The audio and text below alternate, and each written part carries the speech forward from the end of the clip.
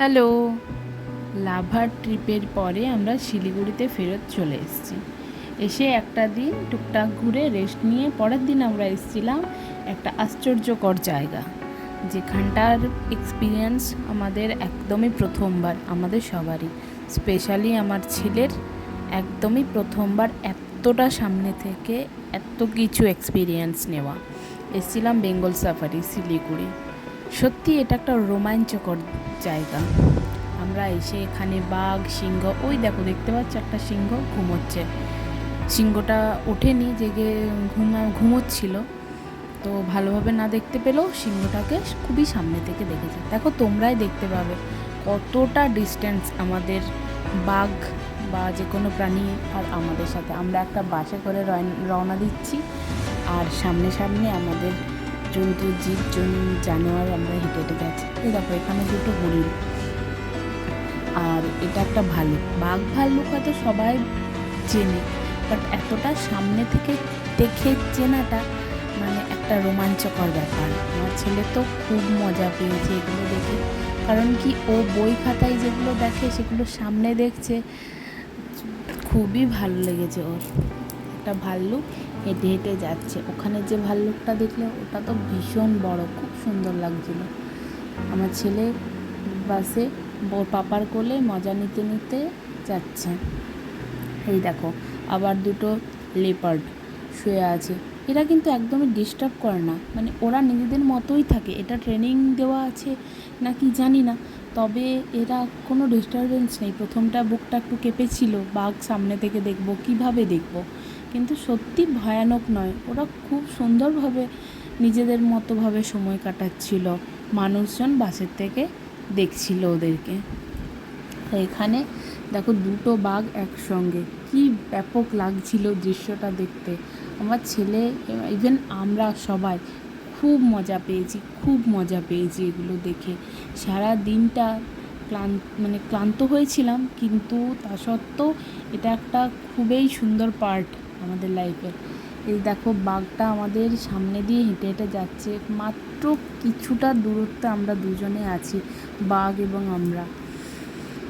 এই যে ওরা দেখো রাস্তা থেকে সুন্দর উঠে জঙ্গলের দিকে চলে গেল, ওরা নিজেদের মতনভাবেই থাকছিল। খুব সুন্দর একটা জিনিস আমরা এটা গিফট পেলাম শিলিগুড়ি গিয়ে। তোমরাও যদি কেউ শিলিগুড়ি যাও, অবশ্যই এই জায়গাটা ভিজিট করো। এই জায়গাটা সত্যিই খুব সুন্দর। আমরা সবাই হয়তো নানান জুতে নানা রকম অ্যানিম্যালস দেখেছি, কিন্তু এই দেখাটা একটা অন্য রকম, কারণ এটা একেবারে ওপেন জঙ্গলের মধ্যে হেঁটে বেড়াচ্ছে, ঘুরে বেড়াচ্ছে, আর আমরা একদম লাইভ দেখছি। এটার বিশেষত্ব। এটা পাটে পাটে ভাগ করা আছে। যেমন প্রথমে দেখলাম ময়ূর, হরিণ, তারপর একটা গেট, তারপর আবার ভাল্লুক আছে, তারপর আবার একটা গেট, আবার লেপার্ড, এটাও একটা গেটের পরে আবার রয়্যাল বেঙ্গল টাইগার। মানে পরপর পাটে পাটে ভাগ করা আছে, খুব সুন্দরভাবে ইন্ডিভিজুয়ালি সমস্ত অ্যানিম্যালস রাখা আছে। আর এদের ব্যবস্থা খুবই সুন্দর এদের ব্যবস্থা। এই যে ডুগু একদম সামনে থেকে বাঘটা দেখছে, আর শুধু বলছে মাম্মা টাইগার টাইগার, দেখো দেখো। আবার একবার করে বলছে নামি নামি, আমি নামি।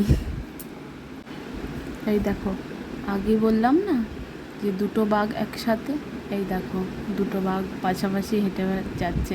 কি ফাইন লাগছে দৃশ্যটা দেখতে। বাসে কিছু রুলস আমাদেরকে ফলো করতে হয়েছিল, যেরকম উইন্ডোর বাইরে হাত বাড়ানো যাবে না খুলে, সমস্ত জানালা দরজা লাগানো, আর কোনো খাবার নিজেরাও খাওয়া যাবে না বা কোনো খাবার বাইরেও ফেলা যাবে না, আর নিজেদেরকেও বসে কোনো কিছু খাওয়ার টাওয়া চলবে না। ব্যাগ সার্চ করে নিয়েছিল, কোনো খাবারও ভেতরে নিয়ে আসতে ওরা অ্যালাউ করেনি, শুধুমাত্র জলের বোতল আর মোবাইল ফোন। আর এই জঙ্গলের মধ্যে একটা ছোট্ট জুও ছিল, যেখানে আমাদেরকে ওই বাস থেকে নামিয়ে দিয়েছিল এবং আমরা ওখানটা হেঁটে ঘুরে নিয়েছি। এই দেখো একটা পাইথন, আর উপরে রেলিংয়ে একটা যাচ্ছে, ওটাও বিশাল আকৃতি পাইথন। আরও অনেক পশু পাখি দেখলাম, তবে সব ভিডিও ক্লিপ নিতে পারিনি। এই যে পাখি, এটা একটা হোয়াইট কালারের ময়ূর, খুব সুন্দর লাগছিল দেখতে, তবে পাখা মেলেনি, ওরকমভাবেই ছিল। এরপর বাস আমাদের ফেরার পালা। সময় তখন প্রায় 4টে, সারা দিন পেরিয়ে গেছে।